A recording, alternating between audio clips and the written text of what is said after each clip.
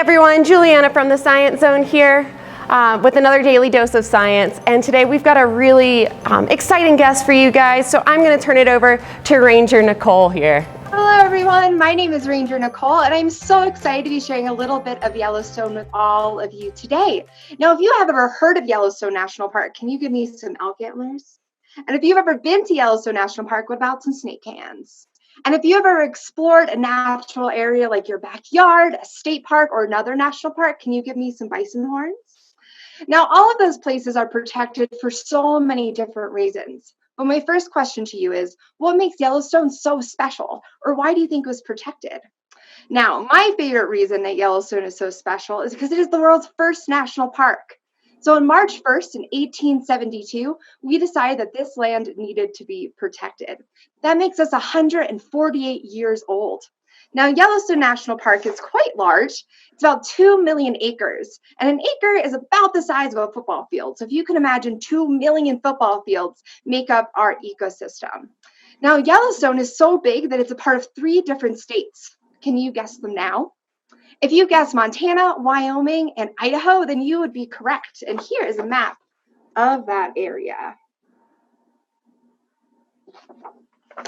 Now, another way to know why a national park is special is to look at a park ranger's badge.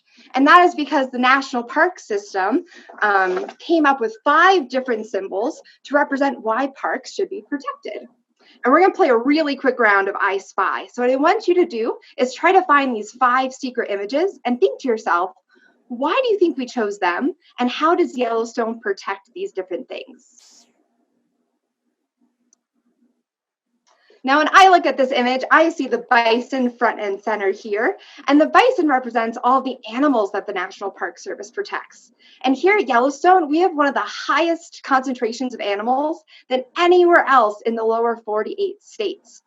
We see a lake here, and that lake represents all of our clean natural resources like water and fresh air. We have this tree here, and that represents all the amazing plants that live in Yellowstone National Park. And plants help us by producing oxygen, they hold in our soil, and they provide food and shelter for a lot of our other organisms. We have this mountain in the background, and that mountain represents all of the different geologic features that we can find in our park. It also shows that recreation is really fun and that we want to be able to go through these places and see giant natural landscapes. And last, but certainly not least, we have the outside image of our arrowhead. And that represents all the amazing cultural history that we find here at our parks. And here at Yellowstone, we have over 26 tribes that are still associated with the park, and they've been here for over 11,000 years. Now, here at Yellowstone, our park was mainly protected for one of those reasons. If you think it was because of our geologic features or our rocks, can you give me some rock hands? And if you think it was because of all of those ecological benefits, can you give me some bighorn sheep horns? Awesome. If you thought that it was because of our rocks, then you would be correct. Our park is home to over 10,000 hydrothermal features. And we're going to break down this word together. So when you are staying nice and hydrated, for hydro, you're drinking a lot of water. And if you're wearing thermal PJs, you're trying to keep your body nice and warm. So a hydrothermal feature is going to be a hot water system. And like I said, we have a ton of those here at Yellowstone National Park. And we're going to go over those main types. Our first one is probably our most famous, and that is going to be our geysers. And we're going to be doing a little experiment later today to make our own geyser. Now, geysers are amazing features, and that is because water from rain and snow travels underground thousands of years, and it gets heated up by our heat source here in the park, travels through different tunnels underground, and starts to get heated up by that energy underground, and eventually hits a constriction point where that plumbing system gets really small. That adds a lot of pressure to this water. And as it's rising up, steam is expanding. And the bubbles in that water is actually what's allowing that water to erupt out of the ground. And I'm going to show you a video of that eruption now from Old Faithful, one of our most famous geysers in the park.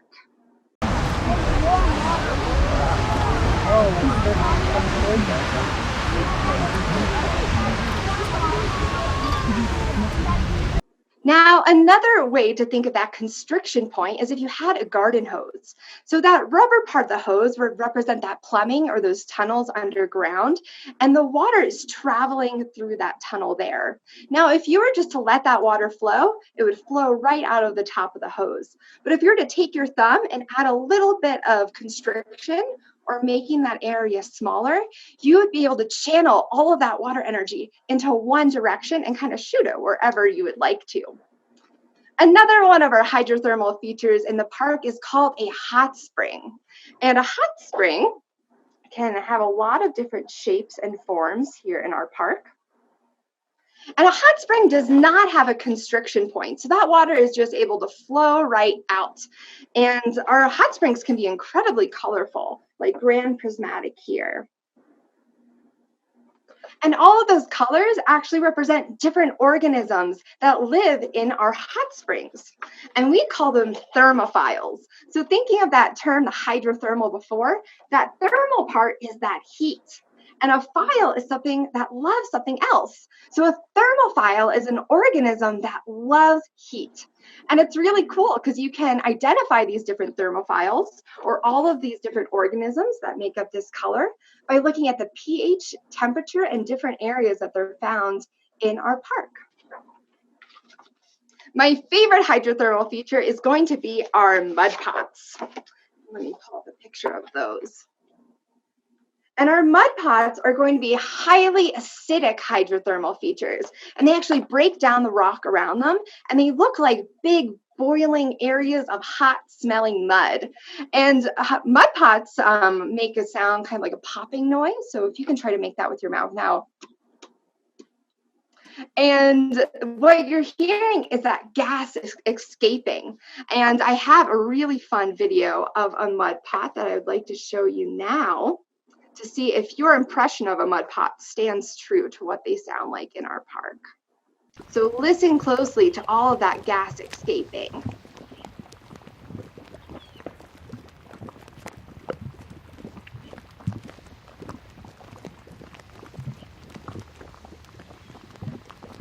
Sounded like a mud pot, but hopefully you don't smell like them, because as that gas is escaping, a lot of them smell like rotten eggs. Another one of our thermal features that we have in our park is called a fumarole. And these are some of our hottest thermal features that we have. So you actually don't even see any water coming out of them. You only see steam. And that is a picture of our fumaroles there. So it's kind of like a giant tea kettle, to where that heat is heating up that water, but you only see that top of the tea kettle of that steam escaping from the ground. Now, my big question to you is, where do you think this heat is coming from? If you guessed a super volcano that is under my feet right now, then you would be correct. So we're going to take out our X-ray goggles and imagine what it looks like underneath Yellowstone National Park. So underneath our Earth, we have this giant magma chamber. And usually it's a lot deeper in other places in the country. But to travel down to this magma area in some parts of our park is only about 3 miles down below. And Yellowstone has had a lot of major eruptions, about 3 over the last 2 million years. And these eruptions are what's fueling all of those hot water systems that we have in our park. And here's another way to look at those hydrothermal features underground. Now, to put all of our hydrothermal features together, you can imagine it kind of like a baking recipe. So they all have a few different things in common. So we're going to do what I like to call a few review. And this speaks for all of the different things that you need in a hydrothermal feature. And that is few right here. So for fuel, or another way to think of it is PU, for all that gas that's escaping. The first P that we need is for preservation, because if we weren't able to protect these different hydrothermal features, we still wouldn't have them around to study and enjoy with all of our friends and family. The next P is going to be for that plumbing system. So all those tunnels underground, allowing that water to get heated up and to travel up to the surface. So we have our plumbing. Our H is going to be for that heat source. So that magma chamber that's below our feet inside the caldera. Our E is going to be what is kind of changing that plumbing system around. This is also a really important part for kind of guessing when Old Faithful is going to erupt, and that's our earthquakes. Now, Yellowstone National Park has a lot of geologic activity going on, and we actually can experience about 1,000 to 3,000 earthquakes in a year. And last, but certainly not least, we can't have a hydrothermal feature without that water. So that's snow and rain melt that's traveling through those plumbing systems. So now it is time for you all at home to make your own geyser by keeping all of these ingredients in mind. And we do have a quick demonstration for you guys. We are going to make some geysers here in the science zone. So I've got a couple film canisters, some Alka-Seltzer tablets, and some warm water. And Ranger Nicole is going to walk me through what we're doing here. Awesome. So the first thing that you need for that fuel is going to be protection, obviously. So we have our amazing scientist that's protecting this experiment. And the second thing you're going to need is that plumbing system. So you're going to get out your film canister to represent all of those tunnels underneath the ground. Awesome. And then you need that heat source. So whatever is creating your energy. So we have antacid tablets that are going to create that energy source. So what you're going to end up doing is adding some water, and we have warm water today to help out with our experiment. So you're going to add a little bit of water to your film canister. And you only want it to be about halfway or 3/4 of the way up.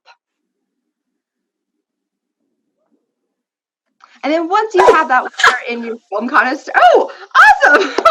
You're going to make a geyser by adding that constriction point. So for the film canister, when you put the top on, there should be a little pinprick in the center. And that's what's going to create that pressure buildup. And then when that antacid interacts with the water and it's building up that energy, those bubbles are going to allow that water to travel through that constriction and make your amazing eruption. So I did go ahead and poke holes in these before we started, and I put a few different size holes in them. So this one's got 3 little ones. That first one had 1 big one. So let's see what happens now.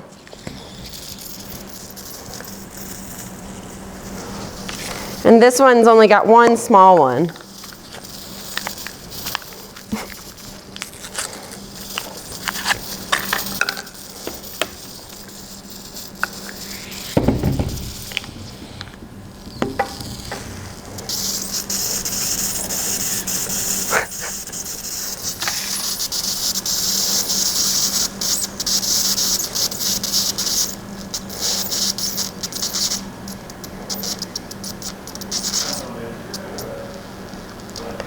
Could you guys see a difference between those different eruptions? It's pretty cool. So Ranger Nicole, I understand there are some different types of geysers. Is this correct? There are, yes, and a lot of that has to do with just how that plumbing system interacts with the water and how the different minerals are able to form the different type of rock structures that make up the outside part of our geysers. What is your favorite geyser? My favorite geyser is going to be Anemone geyser, and it's really small. And my favorite thing about it is that when it's actually done erupting, it kind of sounds like a toilet flushing. And I have a little audio clip to share with you to just share how kind of silly it sounds. So if you listen closely, you can hear the gurgling and that toilet flushing sound.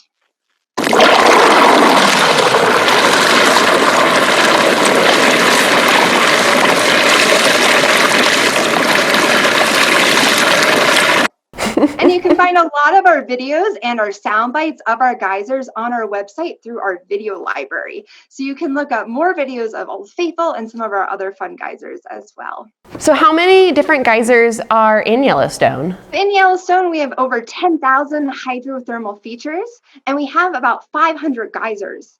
Now, that's about half of the world's geysers, which is really exciting. You mentioned Old Faithful earlier. Can you explain a little bit about Old Faithful? Its name's a little self-explanatory, but what makes it so predictable? Definitely. So that predictability comes from that plumbing system. So Old Faithful right now erupts about every 60 to 110 minutes. And again, it all comes from that the channels that the water is able to go through. And earthquakes have a big impact on how that water does travel. So when we do have large earthquakes in the park, it can affect when Old Faithful will erupt and that timing as well. But right now, we have about a 90% accurate predictability rating with about 10 minutes of uncertainty before or about when Old Faithful is going to end. Now, another really cool thing about Old Faithful is that it is ejecting about 3,000 to 8,000 gallons of water during that short span of its activity. And that water, again, is super hot. It's about 204 degrees Fahrenheit. So Steamboat Geyser is another pretty popular one at Yellowstone, and it's my understanding that you guys have been seeing some increased activity at Steamboat. Do you want to talk a little bit about that? Steamboat is one of the tallest geysers in the world. It can erupt up to 300 feet, and that eruption can be between 3 minutes and 40 minutes.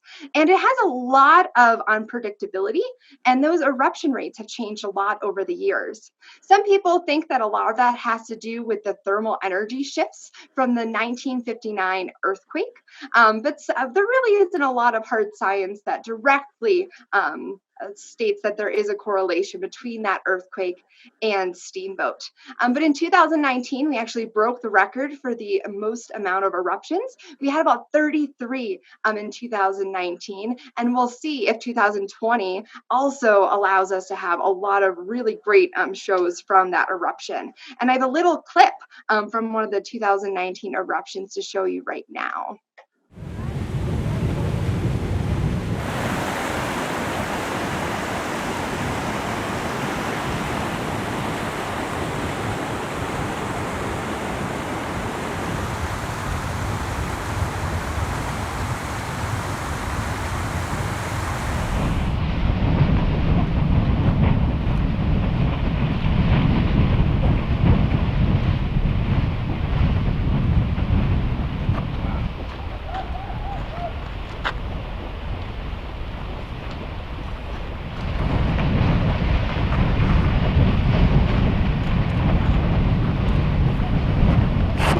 It is a quite remarkable view of that 300-foot geyser erupting. So what makes the hot springs at Yellowstone different than ones I can go swimming in? Why can't I go swimming in the ones in Yellowstone? So the main reason why you're not able to get into a lot of the hot springs at Yellowstone National Park is because of they're too acidic or they are too basic. So they can actually really harm humans by giving us third-degree burns, and they can even disintegrate clothing and do the same to human skin. So for our safety, for your pet safety, we do ask that everyone always stays on a boardwalk while they're at Yellowstone National Park, because even just stepping off to the crust, you're not quite sure how thick that crust is, and it can be a lot thinner than you imagine, and you can break through to fall into an underground hot springs area as well. Yikes. But the hot springs and the other geothermal features are very important for the Yellowstone ecosystem, right? They are. And especially in our hot springs, we can have a whole habitat area just looking at the organisms that live around them. And here's a picture of some of the different organisms that use our hot springs. So we have travertine, which is a rock that is formed in Mammoth Hot Springs from that water transfer. And we have thermophiles, those heat-loving organisms that will live on those rocks. We have flies that will eat some of those organisms. We have spiders that will then eat the flies. And we have killdeer, which is a type of bird that will then eat the spiders and some of these other organisms.